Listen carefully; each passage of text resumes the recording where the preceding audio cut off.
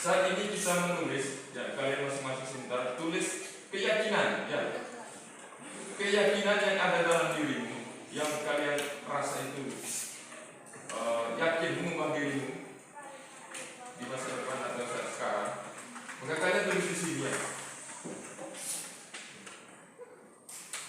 Budaya positif atau disiplin positif seperti yang saya sudah sebutkan tadi. Misalnya saling menghargai, lebih rajin dalam belajar, atau apa lagi? Tidak menyontek pada satu dia. Saya selalu, jadi diawali dengan kata saya, ya. Ya, karena ini keyakinan yang ada pada diri sendiri. Jadi sebentar, setelah kalian tulis, akan ditempel di papan ini. Dan ketika kalian pada saat masuk kelas nanti, kalian selalu tulis, selalu lihat itu keyakinan kelasnya. Keyakinan ke kelas. Dan keyakinan itu dibuat oleh dirimu sendiri, bukan sekolahnya. Jadi kalau sekolah, misalnya siswa datang ke sekolah tepat pada waktu, siswa tidak menyontek pada saat ujian, siswa tidak boleh. Tetapi ini sekarang kalian yang tulis, ya kalian yang menjalankan, kalian juga yang akan menyadarkan ketika kalian sedang melanggar aturan atau keyakinan kelas yang sudah kalian sepakati. Ya. Misalnya suatu saat kalian melanggar salah satu keyakinan kelas atau melenceng sedikit dari keyakinan kelas itu, maka yang memberi penyadaran, ya bukan sanksi, ya yang menyadarkan diri kalian ya kalian sendiri. Saya tidak memposisikan sebagai pemberi hukum, pemberi sanksi, tidak. Kalian sendiri yang akan menyadarkan. Nanti akan ada penjelasan lebih lanjut, ya. Sekarang kalian tulis keyakinan kelas itu menurut kalian. Kelas impian yang kalian impikan seperti apa? Tulis apa saja. Di dalam kelas ini.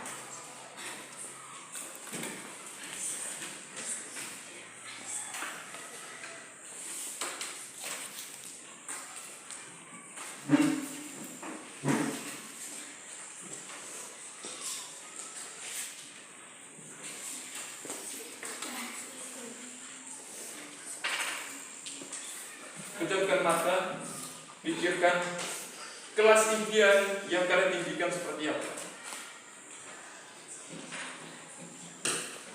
Lalu menjadi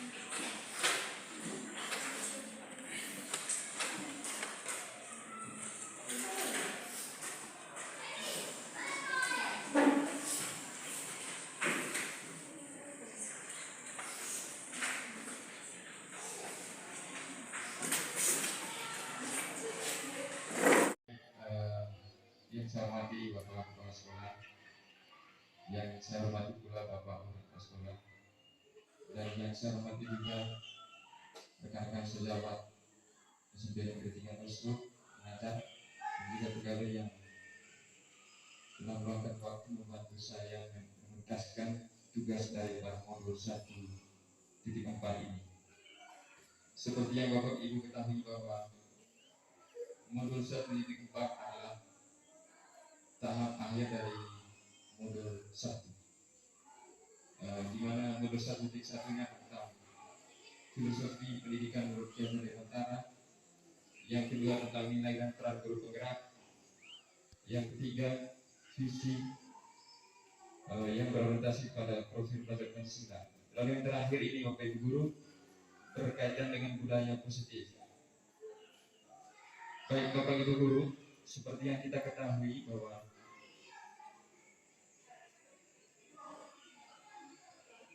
tujuan pendidikan menurut Ki Hajar Dewantara atau KHD adalah menuntun segala kekuatan kodrat yang ada pada anak-anak agar mereka dapat mencapai keselamatan dan kebahagiaan yang setinggi-tingginya, baik sebagai manusia maupun sebagai anggota masyarakat.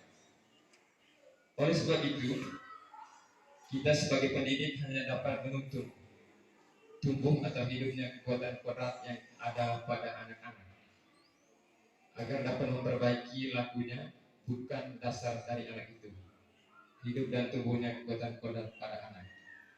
Jadi Start dari tujuan pendidikan menurut KHD ini, kira-kira menurut Bapak Ibu guru itu yang dimaksudkan dengan kodrat itu mungkin bisa bagikan kepada kita. Yang dimaksudkan dengan kodrat pada anak itu yang seperti apa? Untuk bisa mensharingkan atau memberi pendapat tentang kodrat. Dan menurut KHD bahwa tugas guru itu hanya sebagai penuntun yang ada pada diri anak secara kodratnya, kodrat alam dan kodrat zaman. Yang dimasukkan kodrat alam itu seperti apa? Atau kodrat zaman?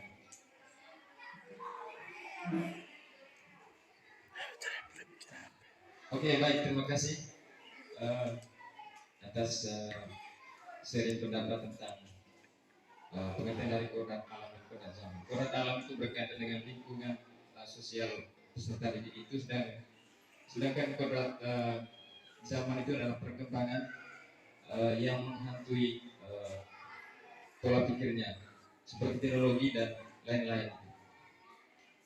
Lalu tugas guru menurut KHD ini hanya sebagai penuntut, bukan mengubah dasarnya. Jadi dia analogikan guru itu seperti petani. Petani itu tidak mungkin merubah padi menjadi jagung atau merubah jagung jadi bambu, tidak mungkin. Dan dia hanya merawat padi itu menjadi tumbuhan yang berbuah, yang segar. Begitu juga dalam konteks kita sebagai guru hanya sebagai menuntut, merawatnya, bukan merubah dasarnya, bukan merubah ikan-ikan untuk bisa terbang atau burung-burung untuk bisa berenang. Sebab itu yang dimaksudkan dengan hati. Lalu lebih lanjut, salah satu bentuk operasional dari apa yang dimaksudkan dengan KHD itu adalah budaya positif di sekolah. Seperti yang dipaparkan di depan, budaya positif itu bermaksud merupakan nilai-nilai, keyakinan, dan asumsi dasar yang tumbuh dan berkembang sesuai dengan nilai-nilai yang dianut dan diyakini di sekolah.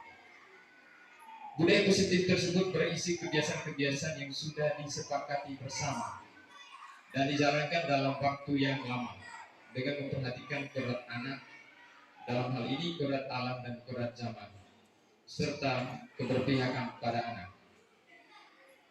Jadi budaya positif itu berisi nilai-nilai yang diyakini atau yang dianut, yang mempengaruhi perilaku anak itu agar menjadi anak seperti yang mereka cita-citakan. Dan dalam membangun budaya positif di sekolah ini, kita dapat menyediakan lingkungan aman, nyaman, agar siswa mampu berpikir, bertindak, dan menciptakan pendidikan mereka mandiri dan bertanggung jawab. Sampai di sini mungkin ada yang bisa memberikan sharing pendapat atau apa yang dimaksudkan nilai kebajikan, nilai-nilai yang harus ditanamkan pada diri murid atau siswa.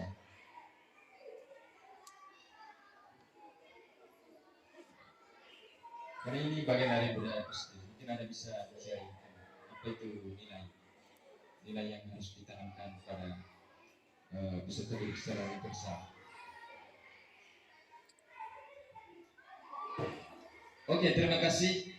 Jadi nilai itu adalah sesuatu yang diakui mampu merubah perilaku, atau sesuatu yang mampu menggerakkan dirinya.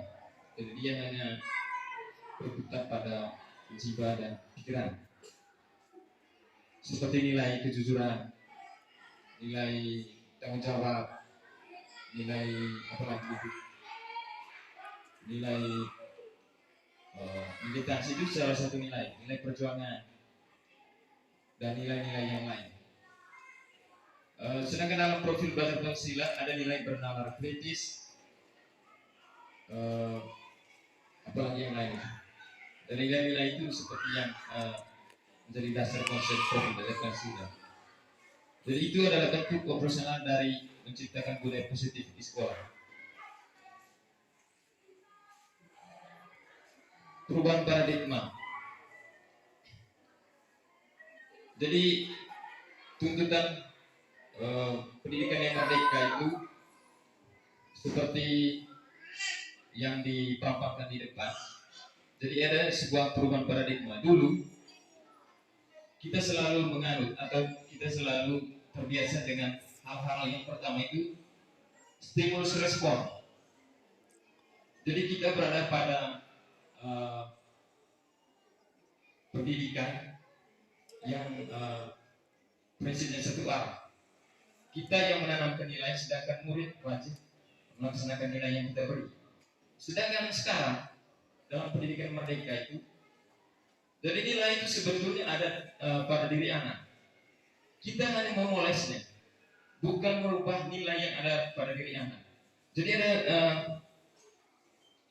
sebuah perubahan paradigma yang sangat dasar sekali seperti terpampang di Google Slide ini. Pada stimulus respon, jadi realitas itu atau kebutuhan adalah diri bersama. Sedangkan dalam teori kontrol tentang dunia atau teori tentang kemerdekaan pendidikan itu, realitas itu berbeda. Jadi melihat realitas itu berbeda-beda. Seperti melihat bunga mawar. Bunga mawar itu kan menurut teori stimulus respon itu indah atau apa gitu. Sedangkan menurut teori kontrol, bunga mawar itu selain indah ada juga berbeda. Jadi seperti itu. Jadi setiap orang memiliki kebebasan dalam memandang sesuatu. Dan yang kedua, semua orang melihat hal yang sama. Itu stimulus responnya.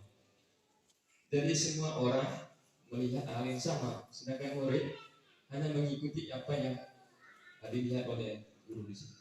Sedangkan dalam teori kontrol, setiap orang memiliki gambaran berbeda. Jadi setiap orang atau murid memiliki pandangan berbeda-beda terhadap sesuatu. Dan yang berikut, kita mencoba mengubah orang agar berpandangan sama dengan kita. Jadi itu stimulus respon. Jadi kita mencoba mengubah orang atau murid menurut pandangan kita. Jadi kita mengajar murid, kamu harus melakukan seperti ini. Jadi hal seperti itu adalah seperti ini. Jadi kamu harus mengikuti saya karena saya guru. Jadi dalam pendidik teori kontrol tidak seperti itu. Kita berusaha memahami pandangan orang atau pandangan murid tentang dunia. Jadi murid bukan seperti kertas kosong atau tabula rasa.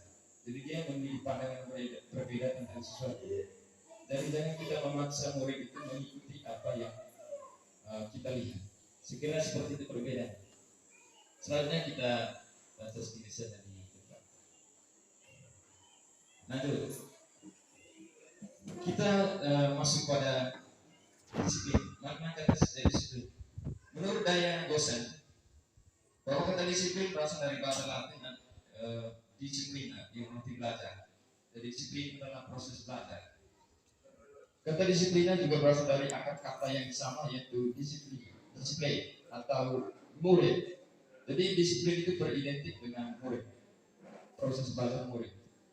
Diana juga menyatakan bahwa disiplin juga berkonotasi dengan disiplin diri siswa. Berarti sesuatu yang berada pada diri siswa. Ini berkaitan dengan nilai yang ada pada diri siswa. Nilai kebaikan, nilai kebajikan. Disiplin diri dapat membuat seseorang menggali semua potensi dirinya. Jadi disiplin itu sebuah proses menggali semua potensi yang ada pada dirinya untuk mencapai suatu tujuan, sesuatu yang dihargai dan bermakna. Jadi sesuatu yang bermakna itu sesungguhnya ada pada diri setiap manusia. Begitu juga murid. Jadi kita tidak boleh memaksa untuk mengikuti kita atau mengikuti guru. Jadi setiap murid itu punya sesuatu yang berharga. Ada sebuah analogi atau apalah. Satu pasangan, ya pasangan misalnya Papitus atau Panabus atau berpasangan lah, saling mengepal tangan. Lalu dalam tangan genggaman kita itu kita menaruh sesuatu yang berharga, entah itu emas atau uang atau apa. Begitu juga sebaliknya teman kita. menggenggam sesuatu yang berharga di dalam tangan kita, lalu digenggam erat-erat. Pertanyaannya adalah, apakah kan ada saling coba membuka. Teman di sebelah mencoba penasaran terhadap sesuatu yang digenggam itu seperti apa. Yang di dalam tadi ada emas atau uang. Pertanyaannya, apakah yang punya genggaman atau kepalan tangan itu bisa membuka kepalan tangan itu? Teman di sebelah dengan caranya sendiri memberi uang atau semacam segokan mencoba untuk membuka. Ini uang, kamu harus membuka itu. Apakah kita rela untuk membuka kepalan tangan itu? Ada yang bisa sering.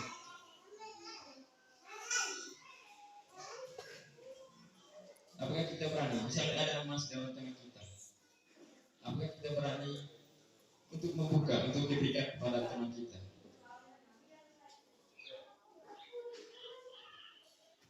Ya. Terima kasih Mas. Saya pikir terkait dengan itu, apakah kita berani membuka nilai yang ada pada kita itu, saya pikir tergantung nilai yang masuk itu lebih besar pengaruhnya ketimbang nilai yang kita miliki atau sebaliknya. Tentu kalau menurut saya, nilai yang masuk dari luar itu lebih besar pengaruhnya ketimbang nilai yang kita miliki. Tentu saya secara pribadi akan membuka nilai itu kepada dan memberikannya kepada dia dan membiarkan nilai dari luar itu masuk. Dengan catatan nilai yang dari luar itu lebih besar pengaruhnya. Saya kembalikan, terima kasih. Ya, terima kasih Pak Fen. Sebuah ide yang sangat brilian. Itu tergantung motivasi yang ada dari luar. Jadi kalau motivasi itu lebih besar daripada sesuatu yang berharga pada diri kita, maka mau tidak mau kita harus buka, karena daya pengaruh yang di luar itu lebih besar daripada sesuatu yang berharga, atau nilai yang berada di luar, motivasi yang berada di luar itu lebih berharga. Maka pada konteks ini kita secara legowo membuka. Bagaimana menurut pendapat yang lain?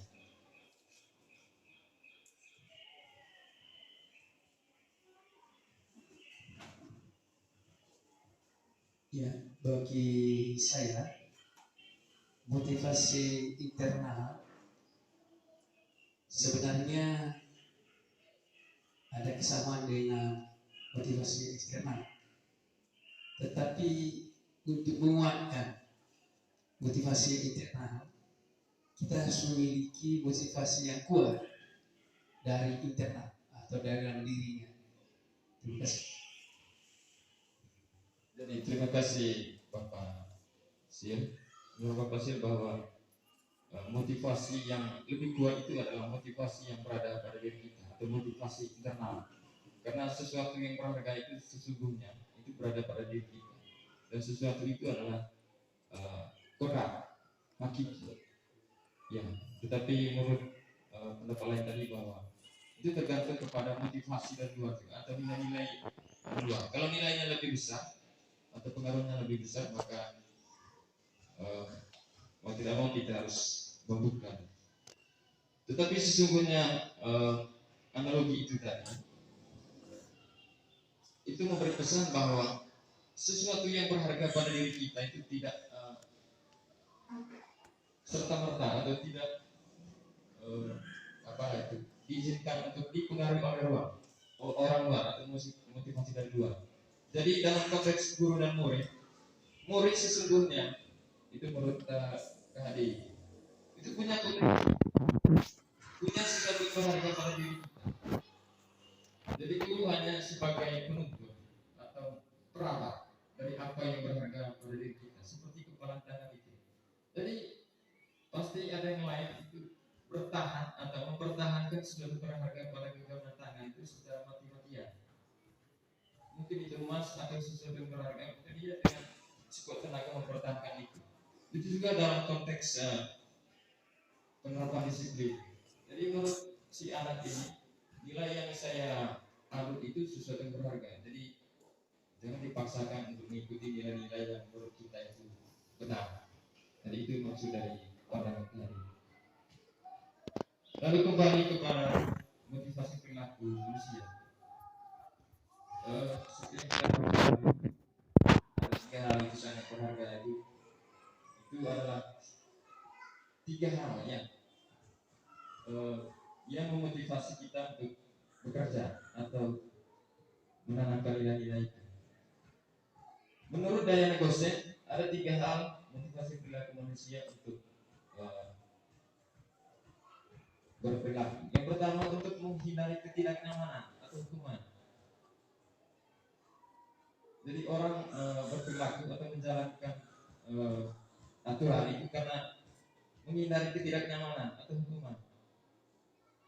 Dia berpikir bahwa ketika saya tidak melakukan hal seperti ini, maka ada sesuatu yang mempengaruhi diri saya. Ada sesuatu terjadi. Misalnya saya tidak sering masuk kelas atau tidak sering ke sekolah. Saya merasa takut. Pasti ada sesuatu yang terjadi ketika saya melanggar aturan itu. Maka dengan itu, saya harus pergi ke sekolah setiap hari dan masuk kelas setiap hari. Jadi motivasi ini hanya untuk menghindari ketidaknyamanan atau hukuman. Daripada saya mendapat hukuman atau ditegur, saya harus ke sekolah terus atau masuk kelas setiap hari. Jadi itu motivasi yang pertama, hanya untuk menghindari ketidaknyamanan. Lalu yang kedua, motivasi orang berperilaku itu untuk mendapatkan imbalan atau penghargaan dari orang lain. Jadi saya pergi ke sekolah hanya untuk mendapatkan berorientasi pada sesuatu yang saya dapat, misalnya uang gitu ya, penghargaan atau dipuji-puji orang. Jadi saya ke sekolah itu hanya untuk mendapatkan sesuatu yang berharga, dipuji orang atau mendapatkan uang lah. Itu motivasi yang kedua.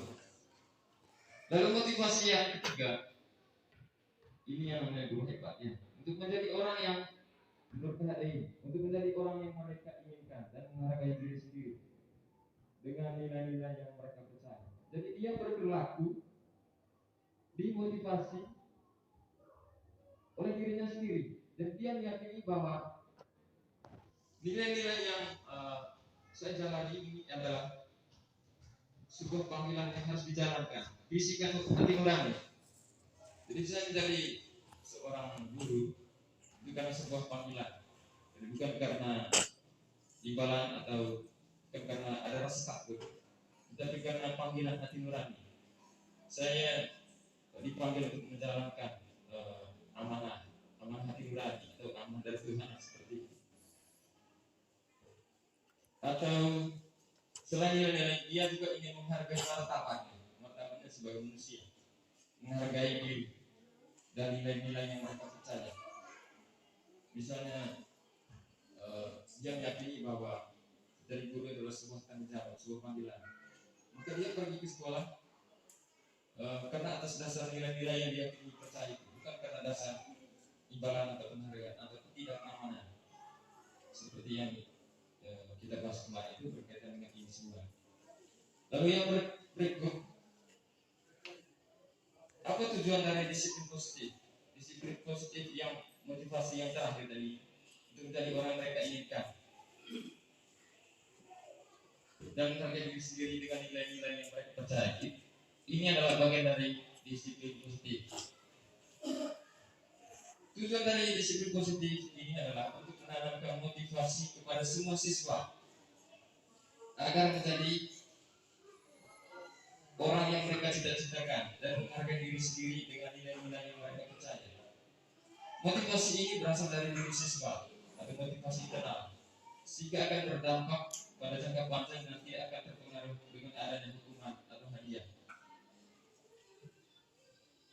Jadi disiplin positif ini tujuannya itu untuk menanamkan motivasi kepada semua siswa agar menjadi orang yang mereka inginkan dan menghargai diri sendiri. Jadi kita menerapkan disiplin positif ini agar anak meyakini bahwa nilai-nilai yang saya yakini dapat mempengaruhi masa depan di masa yang akan datang. Bukan karena rangsangan, bukan karena tertib yang mengharuskan dia untuk melakukan itu, bukan karena ketidaknyamanan, tetapi karena dia yakini bahwa hal-hal seperti ini atau nilai-nilai kebajikan seperti ini akan berdampak pada masa depan saya di masa yang akan datang. Dan motivasi ini biasanya motivasi yang berasal dari diri siswa. Dan motivasi ini biasanya bertahan lama. Beda kalau misalnya belajar karena ada sebuah penghargaan, maka dia tidak akan bertahan lama. Dia hanya berorientasi pada sesuatu yang dituju, misalnya melalui hadiah atau apa begitu. Jadi motivasi itu tidak akan bertahan lama.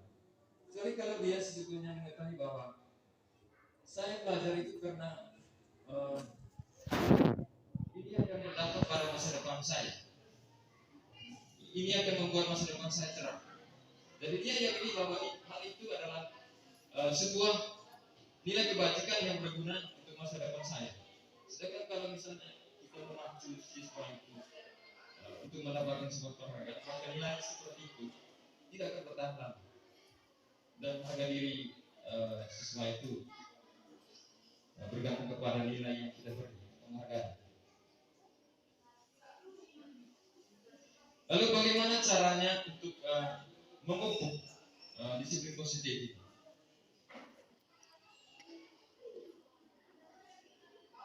Bagaimana caranya kita merawat disiplin positif yang ada pada diri anak? Jadi kita tidak memberi aturan secara kaku kepada murid, tapi kita merawat nilai-nilai yang ada pada diri anak, yang sudah ada pada diri anak. Bagaimana cara kita merawat? Bagaimana kita menggali potensi yang ada pada diri anak? Misalnya dalam membuat aturan, menurut pendidikan merdeka ini,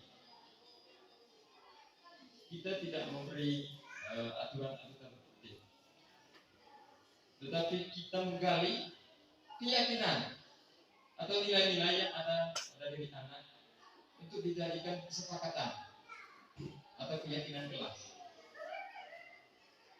Karena itu lebih bertahan lama katanya. Karena anak-anak merasa bahwa nilai-nilai itu berasal dari diri saya, bukan dari orang lain. Jadi kalau itu tertib itu kan dari kita kemudian.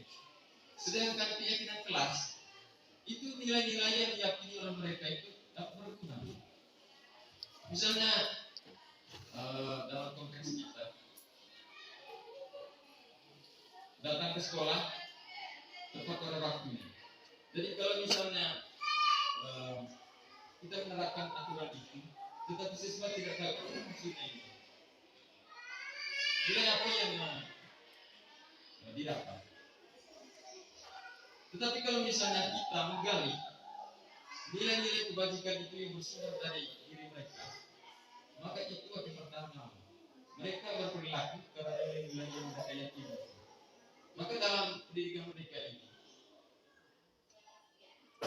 sebagai guru, ini yang menurut pendidikan merdeka, kita membuat semacam keyakinan kelas.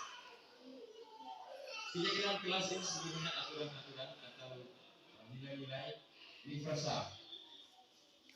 Mungkin bahasa apanya itu tanda petik. Tanda petik itu kan passionnya satu A dari guru ke siswa.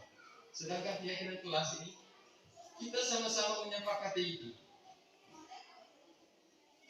Nilai-nilai kebajikan tadi, bertanggung jawab, kejujuran, apa lagi itu, kesabaran dan lain-lain, bernalar kritis. Jadi kalau tanda petik itu kan sesuatu. Sedangkan nilai-nilai keyakinan kelas itu mereka menggali sendiri nilai-nilai yang mereka yakini di dalam diri mereka. Dan keyakinan merupakan nilai kebaikan atau prinsip-prinsip yang disepakati secara universal. Orang akan lebih semangat atau tergerak untuk melaksanakan keyakinannya daripada hanya mengikuti aturan. Jadi di dalam kelas kita buat semacam papan kerja ya. Kita tadi keyakinan atau nilai-nilai kebajikan yang mereka yakini dapat mempengaruhi perilaku mereka. Misalnya saya datang ke sekolah tepat pada waktu. Jadi mereka yakini bahwa datang ke sekolah itu tepat pada waktu itu akan mempengaruhi masa depan saya. Jadi kalau mereka misalnya buat aturan, siswa harus datang tepat pada waktu. Jadi kalau misalnya tidak datang tepat pada waktu akan dihukum. Dan itu akan membuat mereka merasa takut, merasa tidak nyaman. Beda kalau misalnya keyakinan kelas, mereka yakini bahwa nilai itu akan mempengaruhi masa depan mereka. Dan seperti itu yang dimaksudkan dengan keyakinan kelas. Bagaimana cara pembentukan keyakinan kelas? Keyakinan kelas bersifat lebih abstrak. Abstrak itu sesuatu yang tak terlihat. Mungkin hanya berada pada pikiran mereka dan nurani, itu abstrak. Daripada peraturan yang lebih rinci dan nyata. Belum tentu mereka tahu apa maksud dari aturan, pesan moral dari butir-butir aturan yang kita berikan. Dan itu tidak akan bertahan lama. Mereka yang menjalankan tertentu itu hanya untuk menghindari ketidaknyamanan atau menghindari rasa takut. Jadi kalau saya tidak menjalankan tertib, ada sebuah konsekuensi. Tetapi keyakinan kelas ini bersifat abstrak. Dia tahu bahwa ada sebuah pesan moral yang akan mengubah masa depannya di masa yang akan datang. Lalu yang kedua, keyakinan kelas berupa pernyataan-pernyataan universal. Keyakinan kelas berupa pernyataan-pernyataan universal. Dia tidak mengandung kata-kata yang mengubah karakter seseorang atau mungkin mengarah kepada pembunuhan karakter. Misalnya kata-kata yang disampaikan guru. Jadi pernyataannya rata saja, nadanya rata, tidak ada kata-kata kasar, kategori atau apa. Seperti itu. Pernyataan keyakinan kelas selalu dibuat dalam bentuk positif. Dari pernyataan kelas selalu dibuat dalam bentuk positif. Mungkin ada yang bisa memberikan pendapat tentang apa ini. Pernyataan keyakinan kelas selalu dibuat dalam bentuk positif.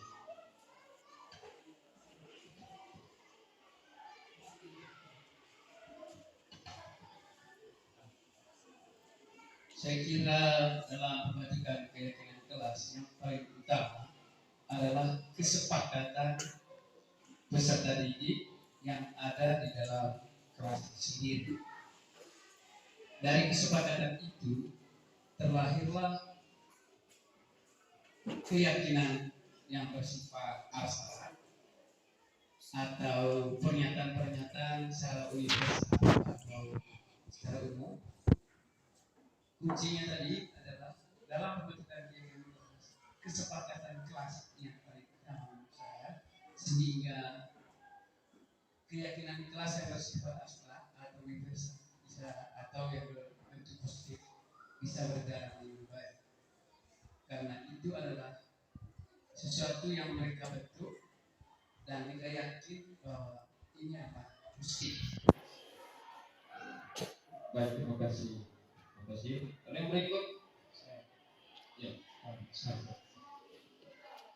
berkaitan dengan poin yang ketiga, pernyataan keyakinan kelas selalu dibuat dalam bentuk positif.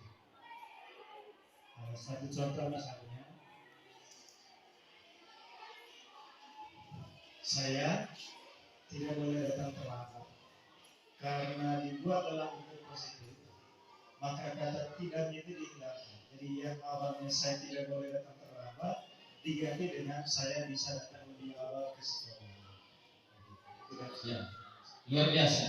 Seperti yang dimaksudkan dengan pernyataan keyakinan kelas selalu dibuat dalam bentuk positif. Jadi kata-kata yang berkonotasi negatif itu dihilangkan. Jadi terima kasih Pak Reno sudah membantu mengingatkan kepada apa yang dimaksudkan dengan keyakinan kelas selalu dibuat dalam bentuk positif. Jadi hilangkan kata-kata yang membuat rasa takut itu muncul. Kita mengubah sesuatu yang negatif itu menjadi positif.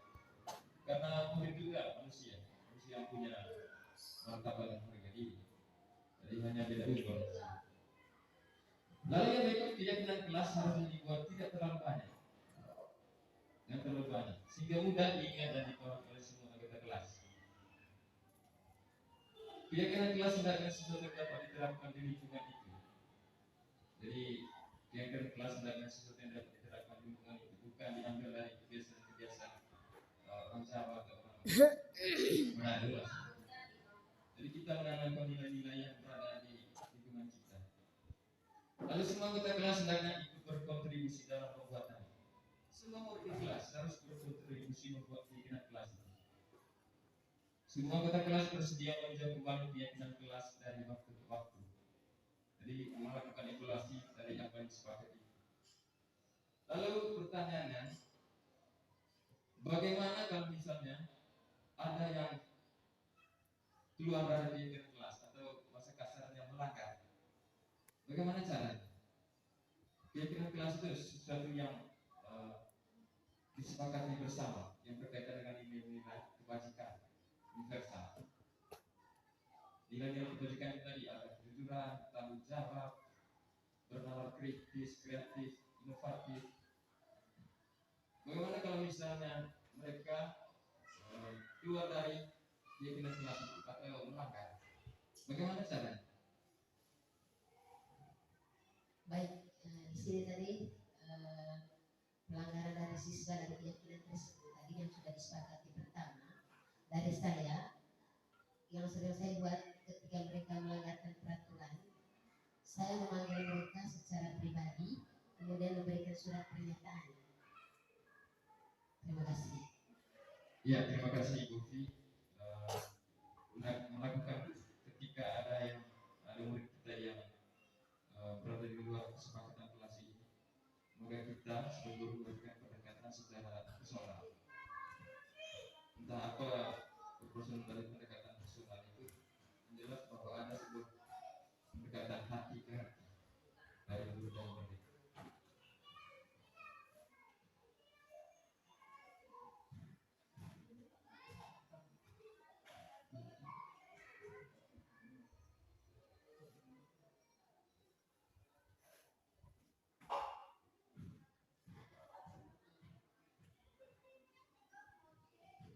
Nah, ini contoh keyakinan kelas. Mungkin kalau zaman dulu tertertib, tapi sekarang keyakinan kelas. Contoh keyakinan kelas satu, ya ini spesifik misalnya. Setiap anggota kelas perlu belajar. Jadi tidak ada kata negatif, tidak ada kata harus atau kata-kata yang berkonotasi atau bermakna negatif. Setiap anggota kelas perlu senang. Setiap anggota kelas perlu melakukan tugas. Jadi wajib melaksanakan tugas itu tidak ada, karena akan memunculkan rasa takut siswa. Lalu setiap anggota kelas perlu saling menghargai. Tidak ada kata negatif di situ. Misalnya harus saling menghargai. Jadi di keyakinan kelas ini pernyataannya lebih ke positif. Setiap anggota kelas perlu saling menghargai. Setiap anggota kelas perlu merasa aman. Lalu contoh yang kedua, selalu bersikap positif, senantiasa menjadi diri terbaik, percaya dan menghormati orang lain dan dalam miliknya, berkomitmen terhadap setiap tugas, lalu senantiasa membantu dan lain-lain. Jadi itu contoh dari keyakinan kelas. Beda dengan tertib.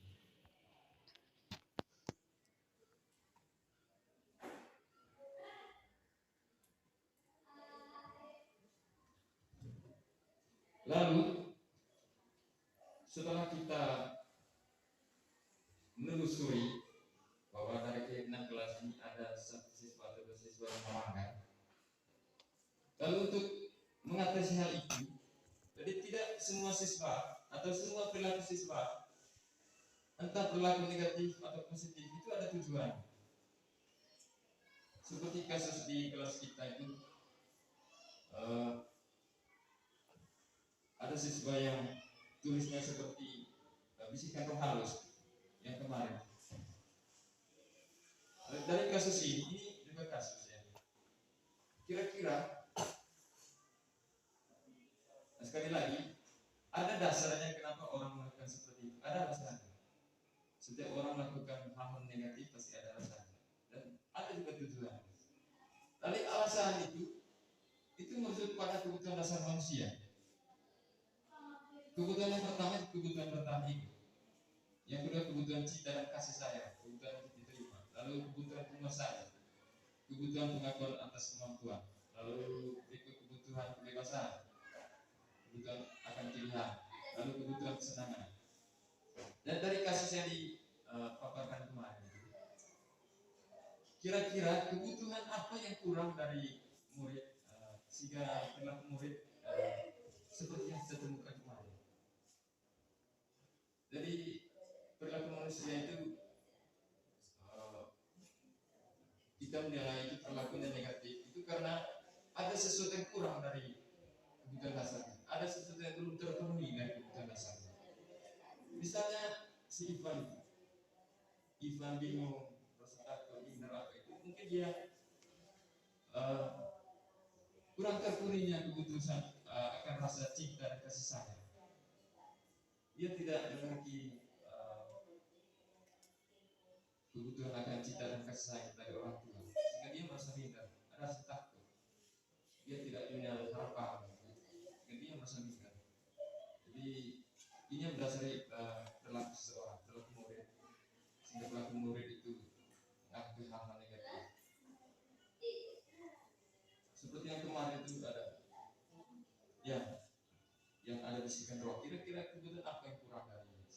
Ada yang seri? Kebutuhan penguasaan. Ya, kebutuhan penguasaan. Kebutuhan penguasaan mungkin dia menginginkan diakui maksudnya. Lingkungan sosial tidak mengakui dia bahwa dia ini seperti itu. Nah, karena dasar itu dia berlaku lebih mengarah ke negatif. Karena dia tidak merasa diakui atau semacam lingkungan sosial tidak mengakui kemampuan dia, sehingga dia berlaku aneh-aneh seperti itu. Atau ada kebutuhan lain yang jadi alasan dia buat berlaku seperti itu. Atau kebutuhan kebebasan, kebutuhan kesenangan. Kebutuhan kesenangan contohnya ketika pada situasi guys misalnya.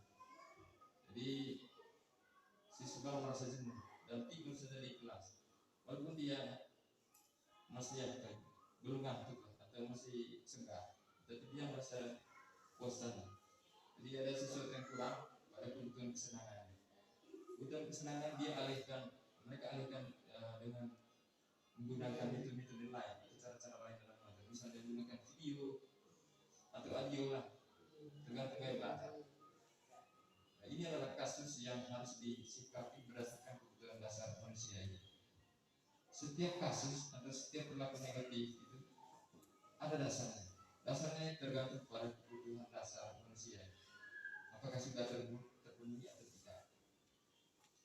Lanjut.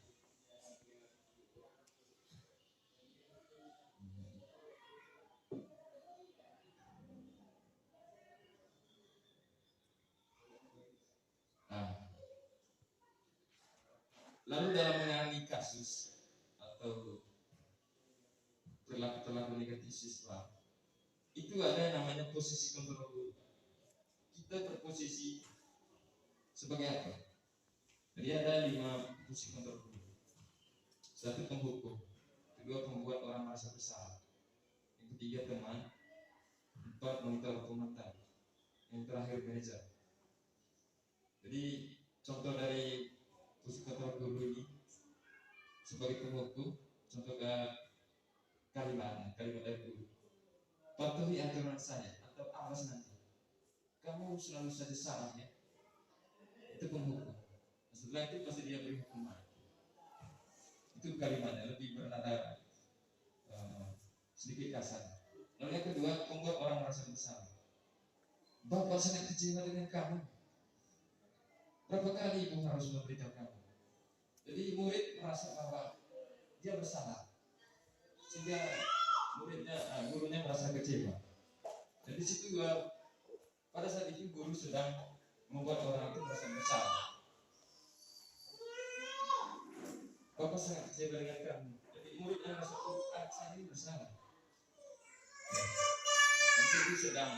Guru sedang membuat orang merasa besar. Lalu sebagai teman, ayo bantulah demi ibu ya. Ayo ingat, tidak semua bantuan ibu ya. Apa itu selanjutnya? Intinya bahwa dia memposisikan diri sebagai teman. Tetapi ada hal negatif sebagai teman. Apa negatifnya? Mungkin bisa saya. Jadi kita menganggap murid itu sebagai teman. Dalam penanganan kasus juga khusus kita sebagai teman. Ada sebuah proses keintiman di sana. Hubungan keintiman. Apa negatif? Menurut saya pribadi, di sini ada dua nilai negatif dengan nilai positif. Yang pertama yang disoroti di sini nilai negatifnya antara kita dengan siswa itu, siswa bisa merasakan derajat seorang guru dengan siswa itu tidak ada bedanya, sama, karena sering bergaul dengan siswa dan siswa juga sering bergaul dengan guru. Dan ketika kita berbicara sesuatu, mereka menganggap bahwa itu biasa-biasa saja. Nah, dari segi nilai positif, antara siswa dengan guru itu tidak ada jarak yang senggang, sehingga saat mereka membutuhkan diskusi atau membutuhkan tuntunan dari kita selaku guru, mereka bisa langsung kita mendekati kita sebagai guru, sebagai sumber, tanpa ada rasa takut atau minder. Sekian, saya kembali.